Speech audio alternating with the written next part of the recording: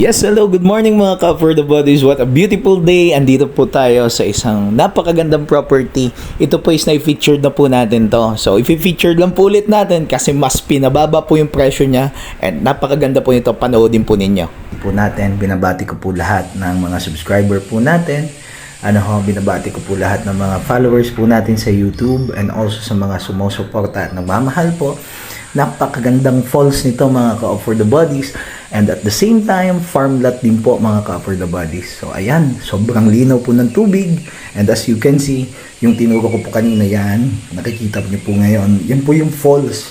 Yung falls po na yan is hindi lang po isa, hindi lang po dalawa, tatlong falls po yan mga ka-For the Bodies. So ito po yung ikalawang falls po ito. Nandito po kami dito sa Bungad, and lahat po yan katabi mismo ng property po natin.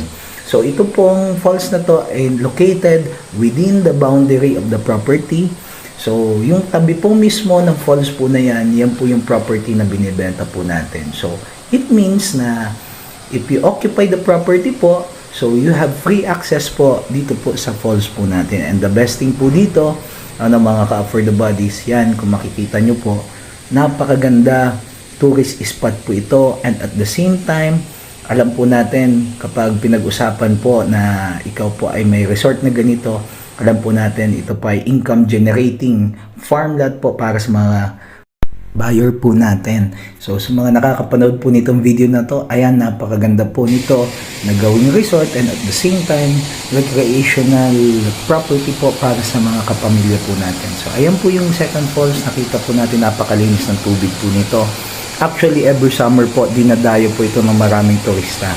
Nakakalungkot nga lang po, kasi po, wala pong resort na matuluyan po dito mga ka-For the Bodies. Kaya po, ito mismo, katabing farmland na po ito, binibenta, and if ever you're interested po, yung farmland po natin na yan po pwede nyo pong gawing resort yan. Yung nakikita nyo po sa harapan is portion na po ng property mga ka-For the Bodies. Yan po yung nasa talampakan po nitong falls po na to. And yan po nandyan sa taas mga ka-For the Bodies, yan na po yung farmland po natin. So ayan, as you can see, very clear po yung water. Last time pumunta po ako dito, medyo umuulan and talagang medyo lumabo po yung tubig, pero during the summer time napakaganda po ng tubig. So pinaliguan nga po ito ng mga kababayan po natin dito and also mga turista po. Ayan po, kitang-kita po natin yung tubig po na yan, ang lalim po niyan is 5 feet, but still kitang-kita po natin yung lalim ng tubig. Ayan, ito po yung pinakaunang falls po niyan, at ito po na mismo yan, tabi po na yan, ay part na po ng property. Yan, lumabagsak po dito sa second falls po natin and down to the third falls po, na which is mismo po mga nasa talampakan ng property. Ito po, farmland po na ito, meron po itong 500 na puno po ng niyog mga ka-For the Bodies. And also, napakaganda po nito as relaxation place po. Mga ka-For the Bodies, yan, ang ganda. Ang ganda niyan.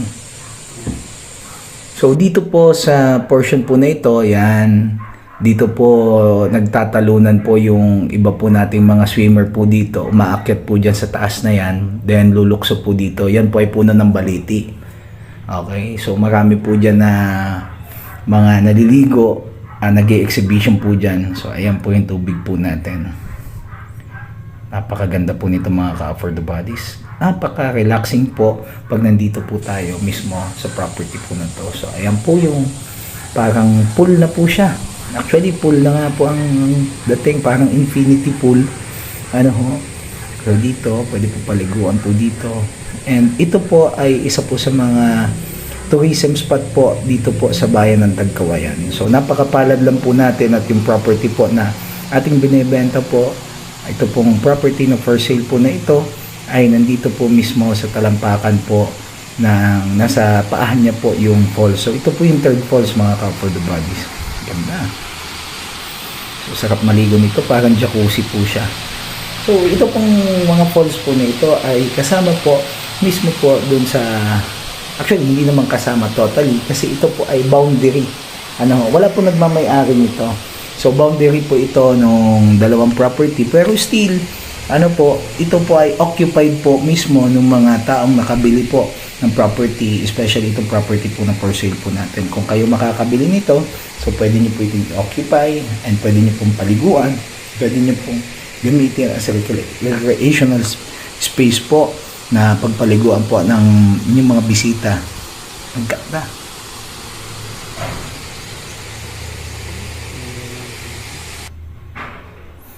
Okay, nandiyan po yung price po natin sa YouTube thumbnail natin mga ka-for the body. So, po kayo mahihiyang magtanong, tawag lang po kayo. Diyan po sa upper right hand corner po natin. Nandiyan po yung contact number po natin. Ano po ulitin ko po, ito po ay 2.6 hectares po.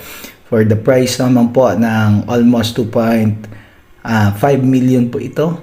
Ayan. Napakaganda po nitong place na to. So yan po mismo yung property po natin. At ito po yung isa sa mga daanan po papababa dito sa may falls. So ito po yung shortcut pababa dito sa may falls. So ang labas po niyan is yung tinatawag po natin na ecotourism road.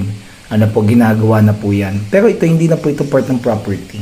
So ito po ay daanan papunta po dito sa falls. Pero po mayroon pong main way papunta po dun sa falls po natin, sa property po natin, doon naman po sa kabila, which is pasukan sa sakyan. Dito naman po, lakad tao lang po. So, ayan, papakita po natin.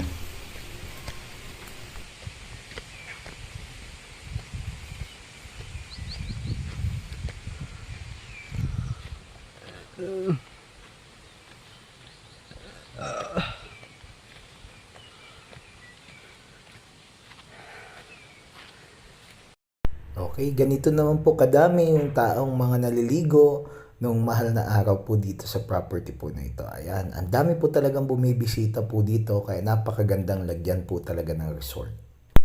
Ayan mga ka-for the bodies, ito naman po yung niyugan po natin at andyan po sa left side po mismo, yan po yung ilog po na bumabaybay po dito sa Linderosan po ng property. Nandyan na po yung falls. Ito po ay may 500 na buo ng niyog.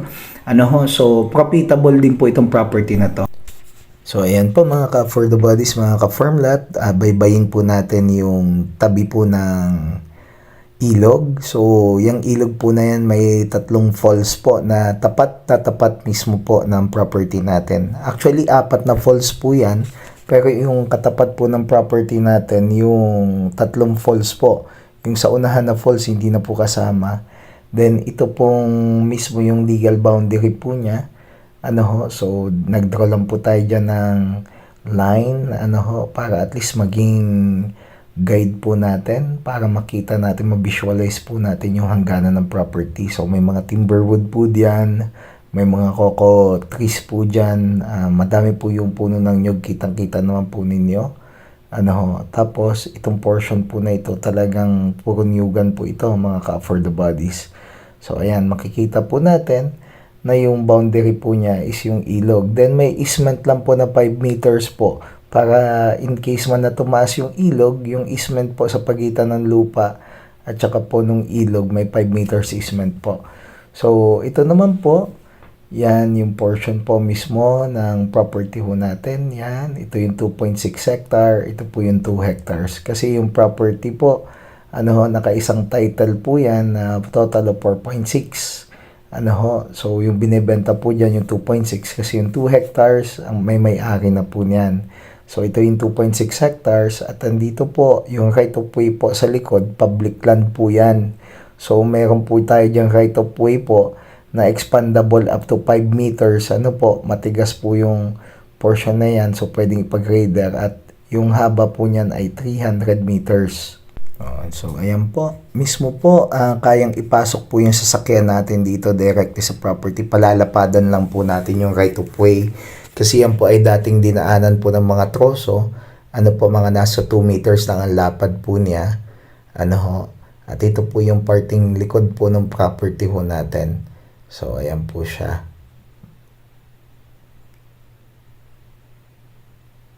Ayan. Kitang-kita naman po natin mga ka-for the bodies na ito po yung property ho natin na binivideo ho natin ngayon is napakaganda po ng ecosystem po niya. Then also, aside from that, talagang buhay na buhay po yung ilog. Ang maganda po kasi dito talaga yung water source, napakalakas. So, ayan po siya. Yan yung maganda po dito na karakter ng Tagkawayan. Talagang maraming buhay na ilog, may mga falls pa po siyang kasama. Okay. So, talagang kailangan lang po natin ipag-grader yung right of way para mas lumapad po mga ka for the body. So, ayan po mismo yung property natin. So, i-attach ko po dito mamaya yung map plan po natin para at least makita po ninyo yung description ng land.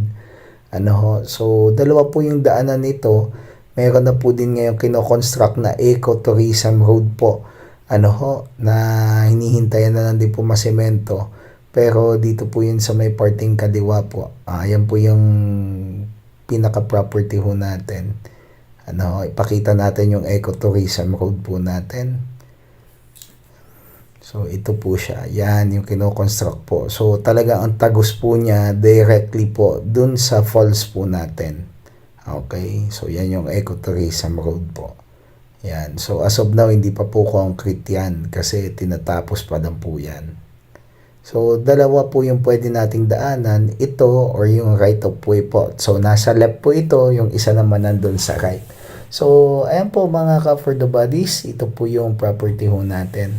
At ating ipakita naman po yung map plan para at least makita po ninyo yung map po natin.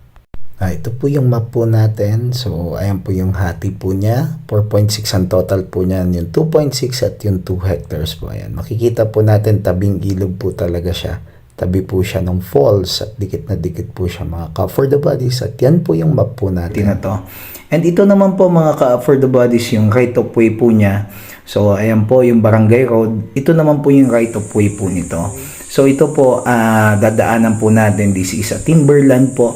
Public land po ito. Pero still, ito po ay gagawan po ng barangay road project. So, ayan. Pinabilis lang po natin yung video po natin. At least po para makita po natin yung tanaw ng property. So, ayan po. Napakalapit lang po niyan. Then, ito po yung mismong loob ng property. This is approximately nasa 200 meters lang po na lakad. So, ayan mga ka-up for the bodies. Papasalamat po ako sa mga followers po natin at sa mga interested po sa property na ito. Huwag po kayo mahiyang tumawag. Andyan po yung contact details po natin. At sa uulitin po, sa Diyos lamang ang kapurihan. See you po sa ating mga next videos. Bye-bye muna po for now. Thank you.